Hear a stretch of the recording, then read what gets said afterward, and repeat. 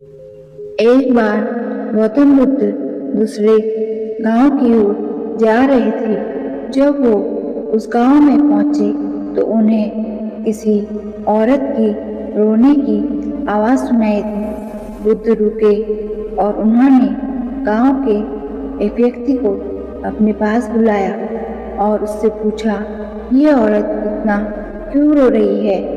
तब व्यक्ति बोला, रोए नहीं तो क्या करे बेचारी, इसका एक ही लड़का था और उसकी भी मृत्यु हो गई। ऐसा सुनकर बुद्ध उस औरत के पास गए तो वो औरत बुद्ध के चरणों में गिर गई और बुद्ध से कहने लगी, आप तो बहुत बड़े महात्मा हो, आप तो मेरे लड़के को जिंदा कर दो, आप तो मेरा दुख देखो।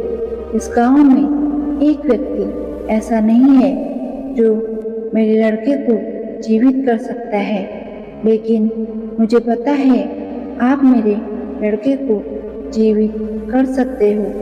तब बुद्ध ने उस औरत के प्रति संवेदना जताते हुए बोला, तुम चिंता मत करो।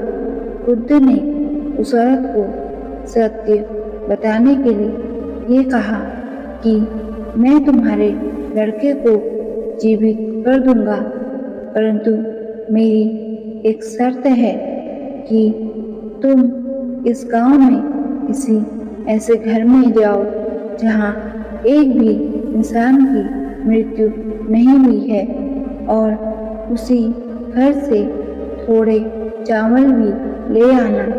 तब उस औरत को थोड़ी तसल्ली हुई और वो भागते हुए गांव में पहुंची।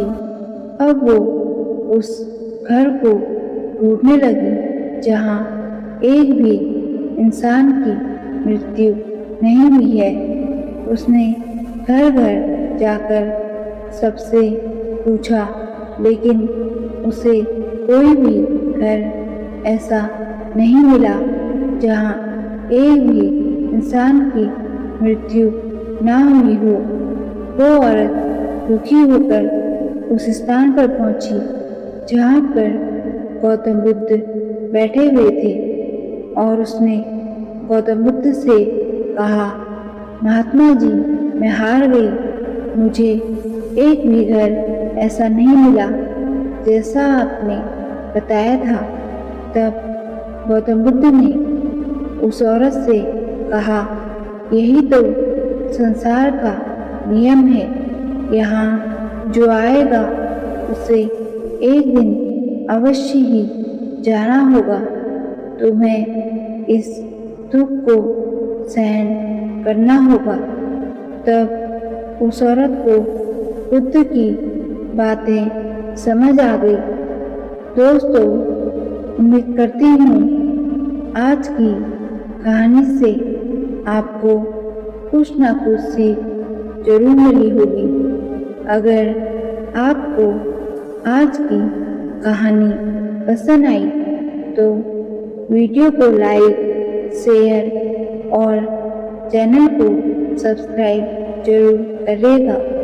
तो मिलते हैं दूसरी कहानी में। तब तक के लिए अपना और अपनों का ख्याल रखें और खुश रहें। धन्यवाद।